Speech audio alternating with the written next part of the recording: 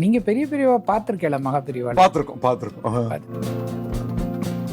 பெரியவா என்ன பண்ணுவா, கற்கண்டு அந்த இதுல வந்து கற்கண்டு திராட்சை அது மாதிரி கொடுப்பா. தெய்வங்கள் மாதிரிதான் தெய்வ புருஷர்கள் எப்படின்னா, அவர்கள் சொன்ன வார்த்தைகளை எவ்வளவு முடியுதோ நம்ம அதன்படி செயல்பட வேண்டும். PhD பண்ணும்போது நானும் எங்க நீசாவை டைப் பண்ணும்போது பக்கத்துல பெரியவா படம் இப்படி கை இப்படி காதுல கை வச்சு இன்னொரு படம் இருக்கும்.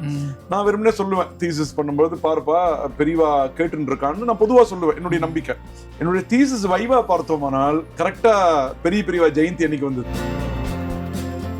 இயற்கையின் தூய்மை, இல்லத்தரசிகளின் நம்பிக்கை. கயல் ஆக்ரோ ஃபுட்ஸ் தரமான மளிகை பொருட்களுக்கு இப்போதே ஆர்டர் செய்யுங்கள். சக்தி விகடன் நேயர்களுக்கு அன்பு வணக்கம். சிவாச்சாரியார் ஐயா கூட தொடர்ந்து பேசிக்கிட்டு இருக்கோம். நிறைய விஷயங்கள் நமக்கு வந்து புதிதாக நாம் தொடங்குவதற்கு உதவியாக இந்த பூஜை முறைகள், வழிபாடுகள் எல்லாமே சொல்லி கொடுத்துட்டு இருக்காங்க.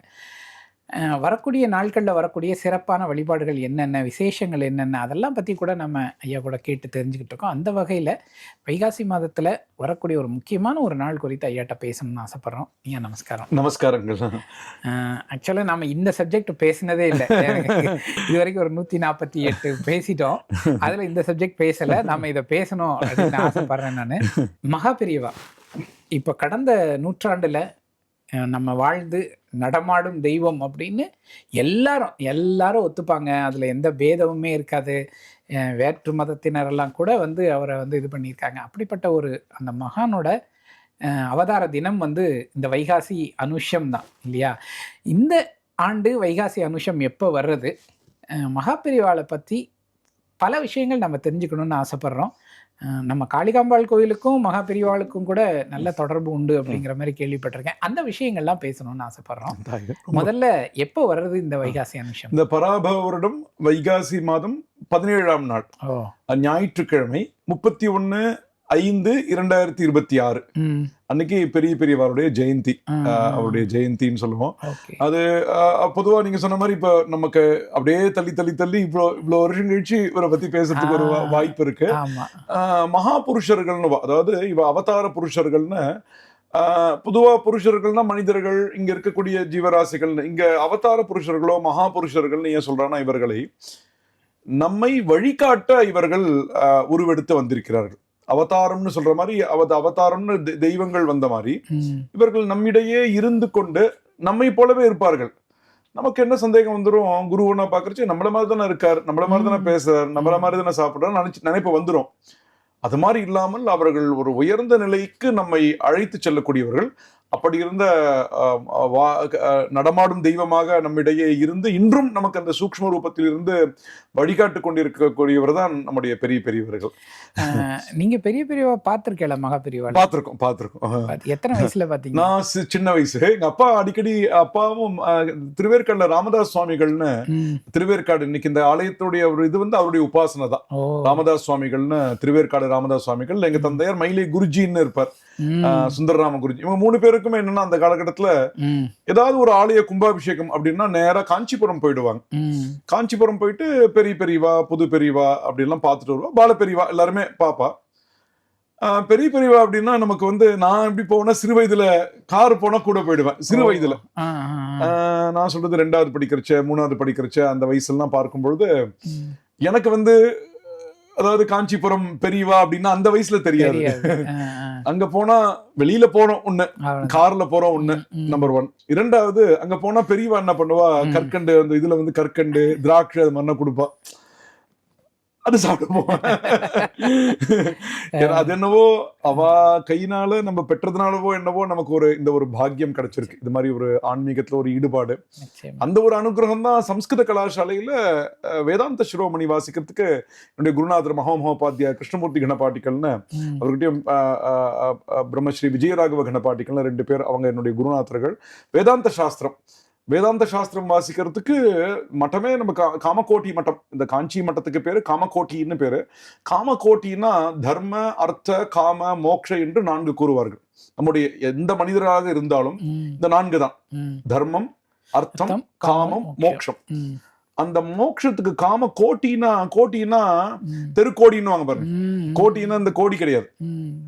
30 கோடி தேவர்கள் நம்ம பார்த்தோம் பாருங்க. ஆமா ஆமா 30 கோட்டினா 33 கோடி இல்ல, crores கிடையாது.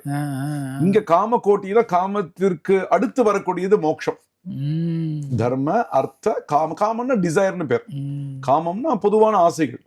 இந்த ஆசைன்னா அதுக்கப்புறம் மோட்சம். இந்த பீட்டம் காஞ்சி மட்டம் என்னன்னா மோட்சத்தை தரக்கூடிய பீட்டம். காமமும் நமக்கு தேவையான டிசைர்ஸும் கொடுக்கிறது. தர்மத்தை சொல்லுகிறது, நமக்கு வியாபாரிகமான வாழ்க்கையில் வேண்டிய செல்வத்தை தருகிறது குரு அருளினால்.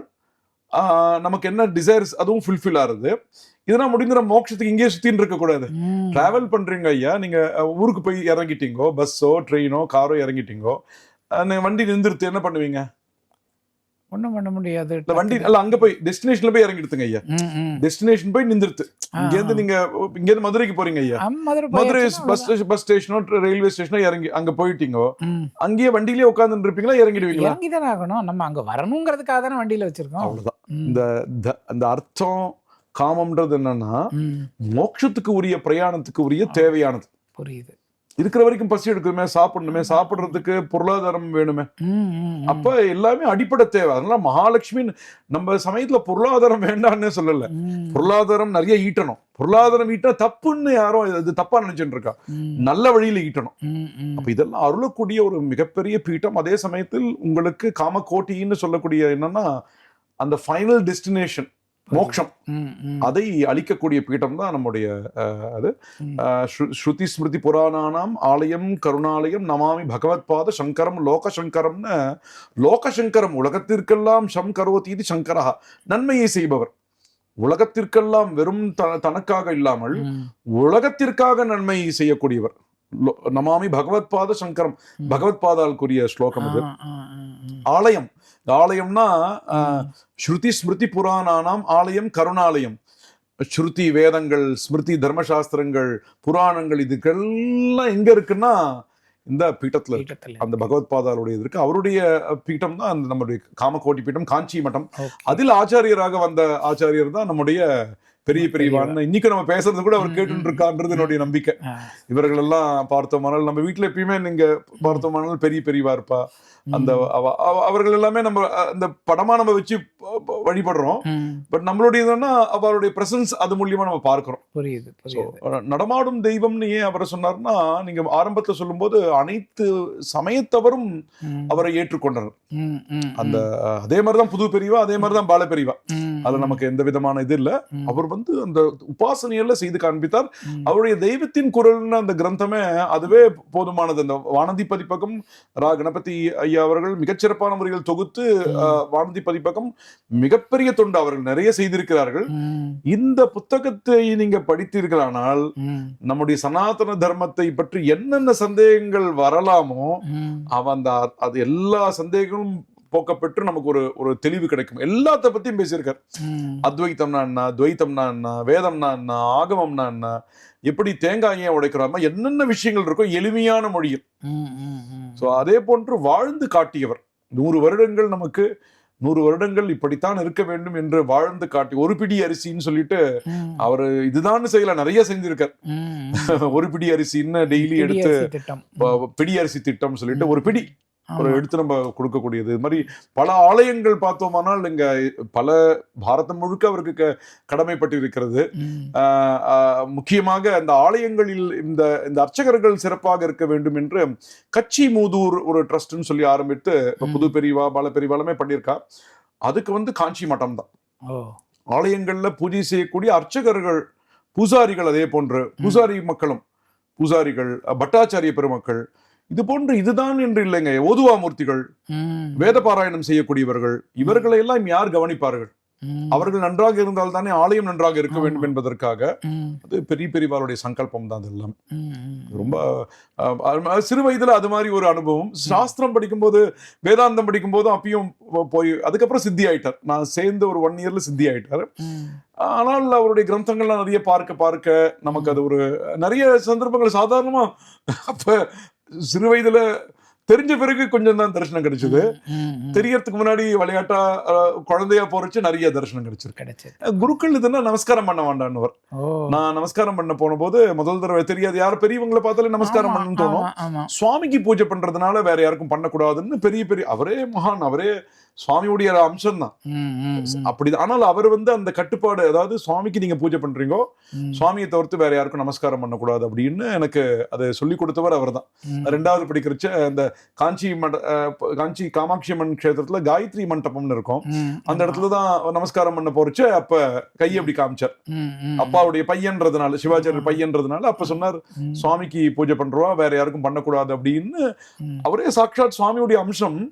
ஆனால் தர்மத்துல இப்படி இருக்கு, அதை மீறக்கூடாது. தர்மத்தை ஒரு சிறிது கூட மீறாத மிகப்பெரிய மகான். அவருடைய இதுதான் புது பெரிவாலும் அதே மாதிரி ஜனகல்யாண் ஜன ஜாகரன் சொல்லிட்டு மக்களுக்கு எல்லாம் விழிப்புணர்வு.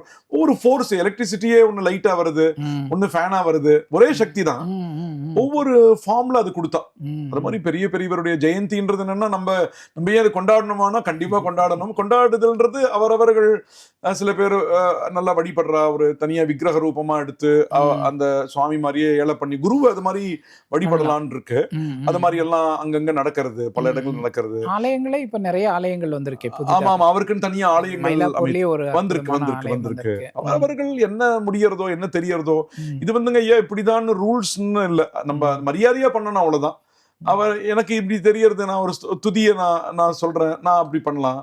ஒருத்தர் ஒரு வேத மந்திரம் சொல்றாவா பண்ணலாம், நான் பிரதட்சணம் பண்றேன் நான் பண்ணலாம். அன்னைக்கு எல்லாரும் ஏழை எளியவர்களுக்கு நாம எல்லாருக்கும் பண்ணலாம். அவருக்கு அதெல்லாம் ரொம்ப பிடிக்கும், எல்லாருக்கும் பண்ணலாம். அது மாதிரி நீங்க திருப்திப்படுத்தலாம். எந்த வகையில கடவுள் எப்படி நம்ம பண்றோம், என்ன வகையில முடிகிறதோ அது போன்ற பெரிய நம்ம ஆலயத்துக்கு பார்த்தோம். என்னுடைய தாத்தா, அவர் பேரு சண்முக குருக்கள்னு பேரு. அவரு அந்த பக்கம் வரும்போது எங்க அப்பா சின்ன பையனா இருந்திருக்காரு. நான் சொல்றது ஒரு 90 வருஷம் இருக்கலாம். எங்க அப்பாவுக்கு 100 இப்பதான் முடிஞ்சது. அங்க அப்பா ஒரு 10 வயசு அந்த ஏஜ் இருக்கும். அப்ப பெரியவா தம்புச்செட்டி தெருவுல ஒரு சங்கர மட்டம் இருக்கு. அப்ப வந்தபோது அங்க கேம்ப்ல இருந்த போது அப்படியே வந்திருக்கார், டக்குன்னு கோயில் உள்ள என்டர் ஆயிருக்கார். அப்ப எங்க தாத்தா சண்முக குருக்கள்னு ரொம்ப எக்ஸைட்டட். ஏன்னா அவளுக்கு பெரியவான்றது ஒரு பெரிய ஒரு தபஸ்வியவா. திடீர்னு உள்ள வந்த உடனே பொதுவா பூர்ண கும்பம் கொடுத்தோம்னா மரியாதை பண்ண பாருங்க, டக்குன்னு எல்லாம் ரெடி பண்ணிருக்கா. பூஜைகள்லாம் பார்த்தோம்னா ரொம்ப திருப்தி. அப்ப எங்க அப்பா சின்ன பையனா, சின்ன வயசுல இருந்தே கோவில்ன்றது எப்படியும் தனியா இல்லைங்க, சிறு வயதுல இருந்தே தந்தையாரோடைய இருந்து இது தனியா போய் ட்ரைனிங் பாடசாலையில் படிக்கிறது வேற, ட்ரைனிங் ஏதோ நம்ம கூடயே இருக்கிறது, அப்படியே இருந்து வர்றது. அப்ப பார்த்து அனுகிரகம் பண்ணிருக்காரு. இது மாதிரி உங்க தந்தையார் நல்ல நல்லா ஜப்பம் பண்றாரு. எங்க தாத்தா பாத்தீங்கன்னா 3 மணி நேரம் 4 மணி நேரம் உட்கார்ந்துட்டாருன்னா டிரான்ஸ்ல போயிடுவார். நல்ல ஜப்பங்கள், அந்த மந்திர பலம் தான் எங்களுக்கு ஓடின்னு இருக்கு. எங்களோட சாமர்த்தியம் ஒன்றும் இல்லை, அவங்க பண்ணது ஓடின்னு இருக்கு. அதே மாதிரி எங்க அப்பாவுக்கு அந்த சக்தி இருந்தது. அது அவர் சொல்லியிருக்கார், நீ அதே மாதிரி பண்ண போற அனுகிரகம். அமர் எங்க தந்தையாருக்கு நிறைய நிகழ்வுகள் ஆக்சிடென்ட் ஆயிருந்தது. முதல் பிரசாதம் காஞ்சி மடத்துல இருந்தா வந்தது. அதே மாதிரி எங்க வீட்டு திருமணம், இப்ப என்னுடைய மகள் திருமணத்துக்கு முதல் பிரசாதம் காஞ்சி மடத்துல இருந்தா வந்தது. அது ஒரு சம்பந்தம் அவருடைய சம்பந்தம். அது தந்தையார் ஒரு மாதம் 1.5 மாசம் கழித்து இதுக்கு போனாங்க, அங்க நம்மளுடைய மடத்துக்கு போனாங்க. சரியான ஒண்ணு இது பண்ணி ராமதாஸ் சுவாமிகள் 2 பேருக்கும் ஆக்சிடென்ட் ஆயிடுச்சு. எம்ஜிஆர் அவர்கள் தான் காப்பாற்றினார் எனக்கு தந்தையார. அப்புறம் மடத்துக்கு போன போது இவங்க கேக்குறாங்க, பாலப்பெரியவா புது பெரியவாளை பார்த்துட்டு பெரிய பெரியவாளை பார்க்கும்போது பெரிய பெரியவா உடம்பு சரியாயிடுதான்னு கேட்கல, முதிரைகள் தான் போட முடியுதா அப்படின்னு கேக்குறாரு. முதிரைகள்னா நிறைய முதிரைகள்லாம் இருக்குன்னு வச்சுக்கோங்களேன். இப்ப இந்த முதிரைகள்லாம் போடணும்னா முதல்ல உங்களுக்கு மனசு சரியா இருக்கணும், உடம்பு சரியா இருக்கணும். அவருடைய கேட்கறது கூட பாருங்க, யாருக்கிட்டயும் ஒரு குழந்தைகிட்ட குழந்தை மாதிரி பேசுவார். இவரு அம்பாளை உபாசனை செய்பவர், அவர்கிட்ட வெறும் உடம்பு சரியா இருக்கான்னு கேட்டா அது லௌகிகமானது. அப்ப முதிரைகள்லாம் போட முடியறதா அப்படின்னா அப்பாவுக்கு அப்படியே கண்ணு கலங்கிட்டாராம். அப்பா சொல்லுவாங்க, ஒரு எங்களுக்கு இன்னைக்கும் இருந்து நம்மளை காப்பாற்ற ஒரு பலத்தை தரக்கூடிய காப்பாற்றக்கூடிய ஒரு ஆச்சாரியர் பெரிய பெரியவா. அந்த ஜெயந்தின்றது நமக்கு அது ரொம்ப ரொம்ப நம்ம உற்சாகத்தை தரக்கூடியது, நமக்கு வழிகாட்டக்கூடியது. நாம் சரியாக நடக்கிறோமா, அவர் சொன்னபடி. அவருக்கு என்ன முதல்ல தெய்வங்கள் மாதிரிதான் தெய்வ புருஷர்கள் அப்படின்னா, அவர்கள் சொன்ன வார்த்தைகளை எவ்வளவு முடியுதோ நம்ம அதன்படி செயல்பட வேண்டும். அதுதான் முக்கியம். வெறும் அவளை நம்ம போற்றோம்னு வெறும் போற்றாமல் அவர்கள் சொன்னபடி நம்முடைய வாழ்க்கையை நாம் அமைத்துக் கொள்ள வேண்டும். அது எல்லாருக்கும் சொல்லியிருக்காருங்க ஐயா. அவருடைய சொல்யூஷன் நீங்க அந்த தெய்வத்தின் குரல் பார்த்தோமானால் நீங்க எனக்கு ஒரு சொல்யூஷன் இருக்கும், நீங்க அதை படிச்சீங்கன்னா உங்களுக்கு ஒரு சொல்யூஷன் இருக்கும். ம். அனைத்து தரப்பட்ட மக்களுக்கும் நமக்கு வழிகாட்டியவர். இப்ப நிறைய பாடசாலைகள் வேதங்களில் சில பாகங்கள்னா நீங்க திரும்பி உத்தாரணம் பண்ணது அவர்தான். ம். சில பாகங்கள் ஒருத்தர் தான் இருந்திருக்கா இந்தியாவுல. ம். அதை கத்துக்கணும்னு அங்க அமிச்சு அது 20 ஆயிடுத்து, 200 ஆயிடுத்து. இப்ப 10,000 பேர் அது மாதிரி வந்திருக்கா. அந்த சாக்கையே அந்த அந்த குறிப்பிட்ட பிரான்ச்சே முடிஞ்சிருக்கும் அவர் காலமாயிருந்தா. ம். ம். அது மாதிரி சில வேதங்களில் சில பாகங்கள் எல்லாம் இன்னைக்கு இருக்குன்னா அதுக்கு வித்திட்டவர் பெரிய பெரியவர்கள். எனக்கு ரொம்ப மகிழ்ச்சியா இருக்கு. எவ்வளவோ நம்ம பேசியிருக்கோம். ஆமா. பெரிய பெரியவரை பத்தி பேசும்போதும் என்னுடைய PhD தீசிஸ் கம்ப்ளீஷன் நீங்க ரொம்ப ஆச்சரியப்படுவீங்க. நம்ம காளிகாம்பாள் கோயில் பிரம்மோத்சவம் வைகாசி விசாகம் தான் பூர்த்தி ஆகும். விசாகத்துக்கு அடுத்தது தான் அனுஷம். ஆமா. நான் என்னுடைய தீசிஸ் பாத்தீங்கன்னா உற்சவத்தை பத்தி தான் பண்ண மெட்ராஸ் யூனிவர்சிட்டியில. வைவா பாத்தீங்கன்னா வைவா நம்ம டிசைட் பண்றது இல்ல, அவ டிசைட் பண்ணணும். நான் PhD பண்ணும்போது நானும் எங்க நீசாவா டைப் பண்ணும்போது பக்கத்துல பெரியவா படம் இப்படி கை இப்படி காதுல கை வச்சுக்கிற ஒரு படம் இருக்கும். நான் வெறுமனே சொல்லுவேன் தீசிஸ் பண்ணும்போது, பாருப்பா பெரியவா கேட்டுன்னு இருக்கான்னு நான் பொதுவா சொல்லுவேன். என்னுடைய நம்பிக்கை. என்னுடைய தீசிஸ் வைவா பார்த்தோமானால் கரெக்டா பெரியவா ஜெயந்தி அன்னைக்கு வந்தது. அப்ப நான் நினைச்சுட்டேன் நம்ம பெரியவா கேட்டு இருக்கான்னு சொன்னோம். வைவா அன்னைக்கு அது பூர்த்தி ஆறுதையும் அவர் வந்து பாக்குறாரு. அன்னைக்கே வைக்கணும். யூனிவர்சிட்டிலயே அவளுக்கு வைகாசி விசாகம் அனுஷனா கிடையாது.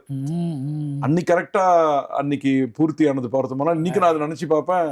அவர்கள் இன்றும் அது சட்டில் ஃபார்ம்ல இருப்பாங்க ஐயா. மகான்கள் எப்படின்னா ராகவேந்தர் ஆகட்டும், மகான்கள் எல்லாம் அவங்க சட்டில் ஃபார்ம்ல இருப்பாங்க, சூக்ஷ்ம ரூபத்தில். அவங்க இன்னைக்கும் நம்ம பிரார்த்தனை செய்யக்கூடியதை அவர்கள் நடத்தி கொடுப்பார்கள். நால்வர்கள் ஆகட்டும், நாயன்மார்கள் ஆகட்டும், ஆழ்வார்கள் ஆகட்டும், அவர்கள்லாம் இன்னைக்கு சஞ்சாரம் பண்ணிட்டு இருப்பா. நம்ம அவர்களை வழிபடும் போதோ, ஒரு ஆலயத்துக்கு செல்கிறீர்கள், நாயன்மார்களை பார்க்கிறீர்கள், நம்ம அதே மாதிரி ஆழ்வார்கள் பார்க்கிறீர்கள், அவர்களை பார்த்து நீங்கள் பிரார்த்தனை செய்யும் பொழுது கண்டிப்பாக அவங்க துதி, அவங்களுடைய நீங்க 4000 திவ்ய பிரபந்தம் படிக்கிறீங்கோ, திருமுறை படிக்கிறீங்கோ, அந்த நாமாவளியோ படிக்கும் பொழுதோ அவர்களை பார்த்து பிரார்த்தனை செய்யும் பொழுது சத்தியமாக அது நம்முடைய காரியங்கள் நிறைவேறும்ன்றது நான் என்னுடைய தீசிஸ்ல அது ஒரு அனுபவம். அது மாதிரி நிறைய இருக்கு. நீங்க சொன்னதுனால அது ஷேர் பண்ணிட்டது ரொம்ப மகிழ்ச்சியான. ரொம்ப இன்னைக்கு தமிழ்நாட்டுல சனாதன தர்மம் இவ்வளவு பலமா இருக்குன்னா இன்னைக்கும் இருக்கு. இன்னைக்கும் ஆச்சாரிய சுவாமிகள் அப்படியே கண்டினியூ அப்படியே பண்ணிட்டு இருக்கா. அதுக்கு முன்னாடியும் பல ஆச்சாரியர்கள் இருந்திருக்கிறார்கள். இவருடைய காலகட்டத்துல ரொம்ப கடுமையான நாஸ்திகம், கடுமையான காலகட்டம். அந்த சமயத்தில் அதை வந்து புனருத்தாரணம்னு சொல்லுவாங்க ஐயா. கும்பாபிஷேக புனருத்தாரணம்ன்ற மாதிரி நமக்கு மறுபடியும் கொடுத்தவர் நமக்கு ஆச்சாரிய சுவாமிகள். பல பாஷைகள் அந்த சிறு வயதிலேயே, ஆங்கிலம் பல பாஷைகளை சிறு வயதுல அவர் சொல்லுவார். இந்த பைபிள் எல்லாம் கூட மனப்பாடம் பண்ணி ஒப்பித்து, அது மாதிரி மல்டி ஃபெஸ்டட். எதை பத்தியோனா நீங்க சயின்ஸை பத்தி பேசுங்க, எதனாலும் அதுல அந்த ஃபேஸ்க்கு அந்த லெவல்ல போயிட்டோம்னா அவங்களுக்கு எதனால ஆக்சஸ் பண்ண முடியும். அந்த லெவல்லயே இருந்திருக்காரு. நமக்குன்னு இறங்கி வந்து நமக்கு ஏற்றபடி பேசியிருக்காரு. நீங்க யார் போனாலும் உங்களுடைய பரம்பரை எல்லாம் சொல்லுவாங்க. நீங்க போனீங்கன்னா நீங்க யாரு, உங்க தாத்தா என்ன, உங்க கொள்ளு தாத்தா என்ன, அப்படி எவ்வளவு ஞாபக சக்தி இருக்கணும் அவர்களுக்கு எல்லாம். கண்டிப்பா நமக்கு இப்படியும் வாழ முடியும். பல ஆலயங்கள்னா க்ஷீணமான ஆலயங்களுக்கு அவர் சென்று உட்கார்ந்துருவார். அவங்கள பார்க்க வருவாங்க. அவங்க எங்க இருக்காங்க, பெரியவா எங்க இருக்காங்கன்னு பார்க்க போனோம்னா ஏதாவது ஒரு பாழஞ்ச ஆலயமா இருக்கும், அங்க போய் உட்கார்ந்துருவார். அங்க பார்க்க வருவாங்க. அவர்களுக்கு அதன் மூலம் பல ஆலயங்களை உத்தாரணம் செய்து. ரொம்ப சந்தோஷம் இன்னைக்கு அவரை பத்தி பேசுறதுக்கு ஒரு வாய்ப்பு கொடுத்திருக்கீங்க. நிச்சயமா வரக்கூடிய வைகாசி அனுஷம் அந்த நாள்ல நம்ம எல்லாரும் மகாபெரியோவாளை ஸ்மரணம் பண்ணி அன்னைக்கு வழிபாடு பண்ணி எல்லா நலன்களையும் நம்ம பெறணும். ரொம்ப அழகா சொன்னேன். நமஸ்காரம். இயற்கையின் சுவையும் ஆரோக்கியத்தின் நம்பிக்கையும் கயல் ஆக்ரோ ஃபுட்ஸ். செக்கை எண்ணெய் முதல் சிறுதானியங்கள் வரை உங்கள் குடும்பத்திற்கான முழுமையான தேர்வு. மேலும் தகவல்களுக்கு அழையுங்கள் 9384788000.